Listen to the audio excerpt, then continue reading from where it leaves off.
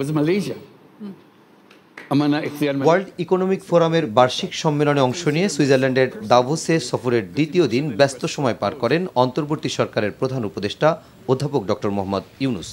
সম্মেলনের ফাঁকে প্রধান উপদেষ্টার সাথে সাক্ষাৎ করেন জাতিসংঘের মানবাধিকার বিষয়ক হাইকমিশনার ভলগার তুর্ক।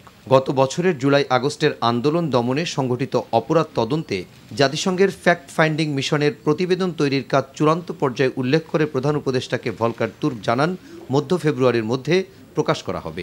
বলেন, এই প্রতিবেদন বাংলাদেশ সরকারের পাশাপাশি জেনেভাস্থ জাতিসংঘের মানবাধিকার কার্যালয়েও দেয়া হবে।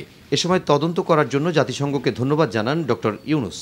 পরে আরেকটি বৈঠকে ফেসবুকের মূল কোম্পানি মেটা প্ল্যাটফর্মস ইনকর্পোরেটেডের global affairs president sir Nick Clegg অন্তর্বর্তী সরকারের প্রধান উপদেষ্টা অধ্যাপক মোহাম্মদ ইউনুসের সঙ্গে সাক্ষাৎ করেন। এসব বৈঠক প্রসঙ্গে তার প্রেস সচিব শফিকুল আলম জানান, এই সফরে বিভিন্ন দেশের সরকার ও রাষ্ট্রপ্রধানের পাশাপাশি বড় বড় কোম্পানির কর্তা ব্যক্তিদের সঙ্গে প্রধান উপদেষ্টা সাক্ষাৎ করছেন।